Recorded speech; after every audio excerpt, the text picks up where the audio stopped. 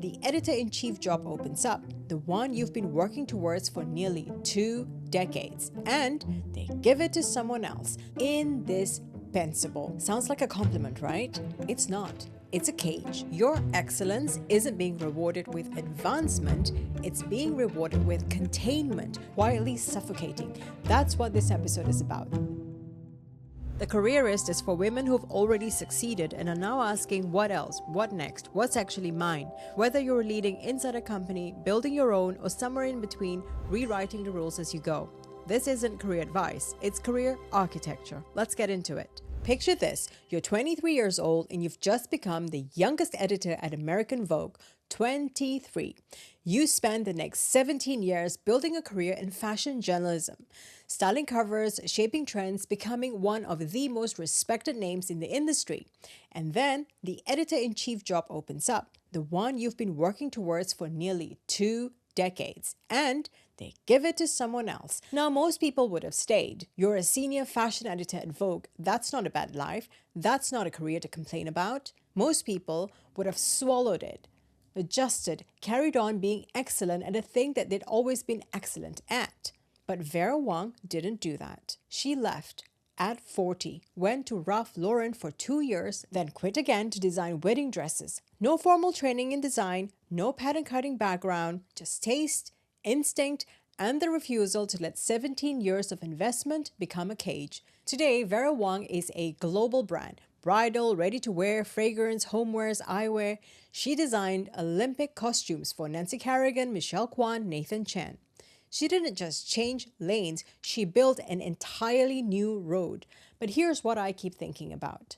What if she hadn't? What if she'd looked at those 17 years and thought, I've come too far to start over? What if she'd stayed? Comfortable, respected, quietly suffocating. That's what this episode is about. The thing that keeps brilliant women locked inside careers they've outgrown. And it has a name. Let's talk about how this happens, because it's not random, it's a pattern. Early career rewards competence. You deliver, you get noticed, you rise. Simple. The better you get, the more you're given. More projects, more responsibility, more visibility. And at some point, you become the go-to. The safe pair of hands someone calls when it matters. Indispensable. Sounds like a compliment, right? It's not. It's a cage. And I wanted to understand why. What actually happens when you become the person everyone depends on? Is there research on this? Turns out, yes, and it's infuriating. Vizier's Workforce Analytics found that only 8% of workers received a promotion in early 2024, down from the year before, and 80% of HR professionals identified something called manager hoarding as a key barrier to career mobility. Managers don't want to lose their best people, so they don't put them forward. Think about that. Your excellence isn't being rewarded with advancement, it's being rewarded with containment. You're so good at what you do that the system has a vested interest in keeping you exactly where you are. And if you're a founder, it's not your manager doing the hoarding, it's you. You find incredible freelancers, contractors, collaborators, and then you gatekeep them. You don't refer them out. You don't share their details. Because if everyone else books them, they won't be available when you need them. You're hoarding talent the same way your old boss hoarded you. The trap doesn't disappear when you leave corporate, it just changes shape. But what does being indispensable actually look like day to day? In corporate, it's being the one who gets called on too often, the one who has to provide examples of previous work for everyone else's pitches, the one who delivers their own work and then oversees everyone else's. You're not just doing your job, you're carrying the institutional memory. For founders, it looks different, but feels the same. You become great at what you do, and suddenly you're expected to give free PR. Endless coffee chats so others can pick your brain. Can I ask how you did it? What's your formula? Your expertise becomes public domain. And the really insidious part? You start protecting your formula the way your old company protected you, not sharing your best contacts, not revealing your process, because your competence is your competitive edge now, and sharing it feels like giving away the only moat you've got. And when you're at peak competence, that's when the trap truly locks in. Here's what locks it. Organizations have spent decades engineering ways to keep you. Stock options that vest over 4 years, retention bonuses paid over 3, pension structures that cliff at year 5. You get nothing until then, everything after. Deferred compensation you forfeit if you leave early. Research shows companies using equity vesting see 25 to 40% lower voluntary turnover. That's not a side effect, that's the design. They're building cages with golden bars. And for women, this bites harder because of the pay gap. Those financial incentives represent a larger percentage of our total compensation. Walking away costs us more proportionally than it costs men making the same decision. So you start to wonder, can I even afford to leave? Not just financially, psychologically. This lane you've carved, it's all you know now. And that's the question we never ask out loud. Am I still enjoying this? Does this still bring me fulfillment? Or am I just performing because I'm too scared I'd fail at something else? My consulting days were exactly like this. 15 years in oil and gas, my entire identity was wrapped up in being excellent at one specific thing. And the idea of doing anything outside that, journalism, fashion, anything I actually cared about, felt like a betrayal of my own CV. So when I moved to Scotland and got accepted to do a master's in journalism and a separate one in fashion, I chose the safe option. I did a master's in my field, the familiar choice, the trap choice. So you've seen the trap, you've named it, now what? Here's what usually happens. Nothing. Because even when you recognize you're stuck, you stay. And there are two forces keeping you there. The first is guilt. I should be grateful. Do you know how many people would want this? Who am I to complain? I'm paid well. I'm respected. I have stability. What if I leave and I'm not good at anything else? That last one, that's the killer. The fear that your competence is the only interesting thing about you. That without this job, this title, this identity, there's nothing underneath. And I wanted to know, is this just imposter syndrome? Or is there something more specific happening to women? So I dug into the research, and what I found was this. In a systematic review of 33 studies comparing gender differences in imposter feelings, 16 found women reported significantly higher than men. But that's not the part that got me. The American Survey Center found that 51% of college-educated women report feeling that they're not good at their job at least once or twice a week. Women with proven track records, women who are objectively succeeding, feeling like frauds multiple times a week. And here's the cruel twist. Research shows that guilt about success actually fuels self-sabotaging behavior.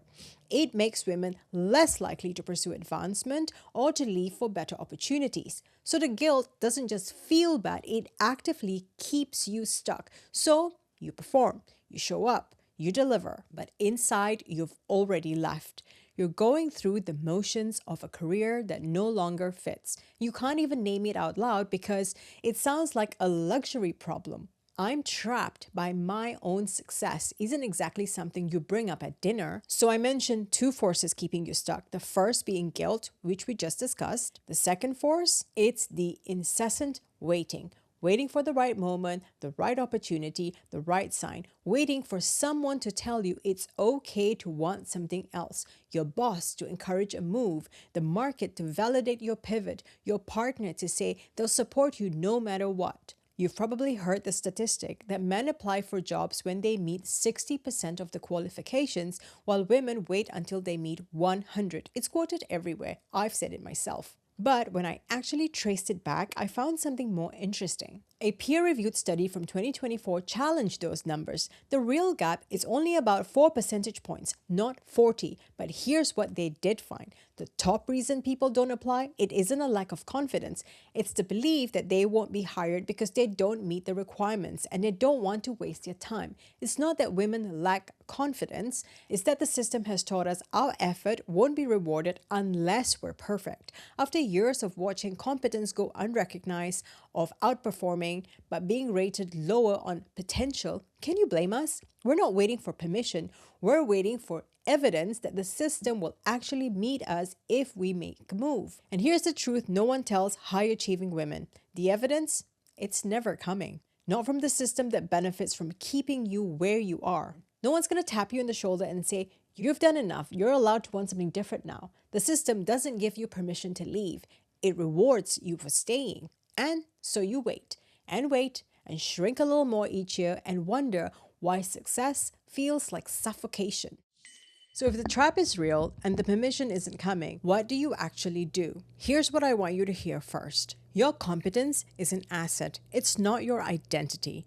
I know that sounds simple, but sit with it. Because there's real psychology behind why it's so hard to believe. It's called the sunk cost fallacy.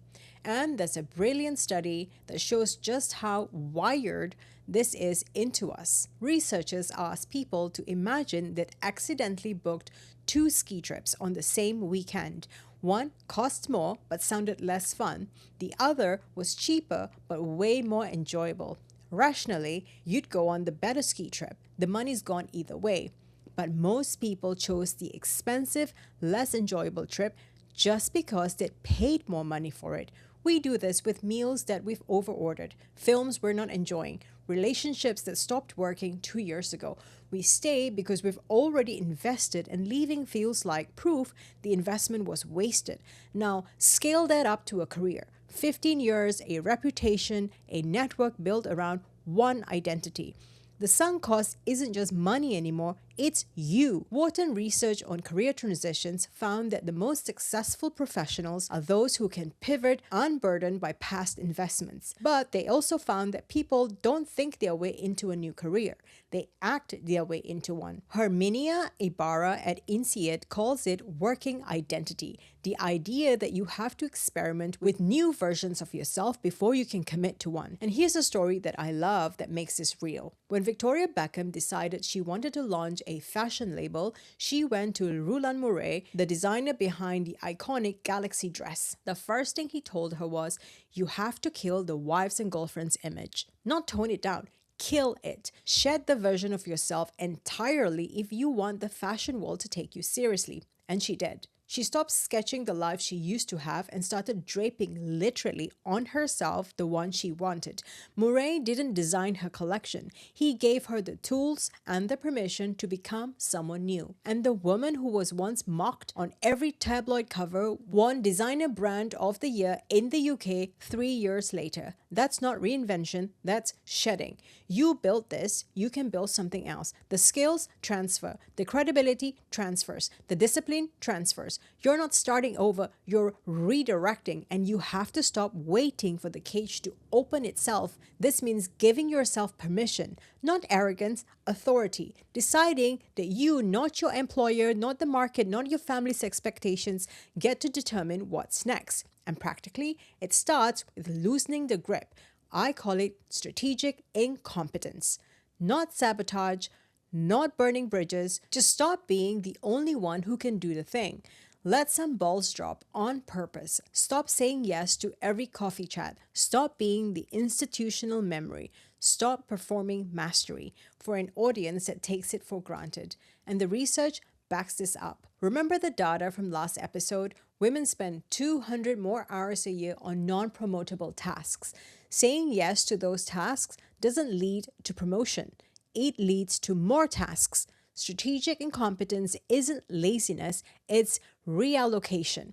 Create space before you have a plan for what fills it. Because if you wait until you have the whole thing figured out, you'll never leave. The trap will keep adjusting. The other thing, start building what I call exit velocity. Invest in skills, relationships, visibility outside the cage. Diversify your identity before you leave, not after. The research on successful career transitions is clear. People who build bridges while still employed have dramatically better outcomes than those who leap without preparation. Side projects, adjacent networks, skills that have nothing to do with your current role, those are the scaffolding. And here's something that gives me genuine hope. McKinsey found that women in leadership are leaving companies at the highest rate ever recorded. For every woman promoted to director level, 2 women directors are leaving. And where are they going? Women founded 49% of all new businesses in 2024, a 69% increase from 2019. Women-led startups generate 10% more revenue over 5 years than male-led ones. 70% of women who started businesses cited flexibility as a top motivator. These women aren't failing. They're not burning out. They're building bridges and walking across them. They looked at the competence strap and said, I'll build my own architecture, thanks. That might look like a side project, a different network, a skill that has nothing to do with your current role. It might look like finally doing that master's in something you actually care about, the one I was too afraid to do. The point isn't to have the whole plan. The point is to start moving even when you're still in the trap. So here's where I'll leave you. You're not ungrateful for wanting more than mastery. The guilt you feel, it's a signal, not a flaw. 51% of successful women feel like they're failing every single week. If that's you, you're not broken. You're just in a system that was never designed to let you feel whole. The permission you're waiting for, you already have it. You've always had it. Competence built this chapter. It doesn't have to write the next one. You're allowed to outgrow the thing you were great at. You're allowed to decide for yourself that it's time. That's not failure. That's authority. And if no one's told you that lately, I just did. And one more thing. Last episode, I launched the Career Happiness Wheel, a survey mapping 10 dimensions of career fulfillment across 100 real women's lives. The responses are already coming in, and some of what I'm reading I wasn't ready for. Next episode, I'm sharing what they said, the data, the patterns, the comments women wrote at midnight when no one was watching. I'll see you there. You've been watching The Careerist, where careers meet culture. If this episode landed, if it named something you've been carrying, send it to one woman who needs to hear it. Not a link dump, just one person. The one who came to mind while you were watching or listening. Subscribe so you don't miss what's coming next. I'm Natasha. Here's to your brand of genius.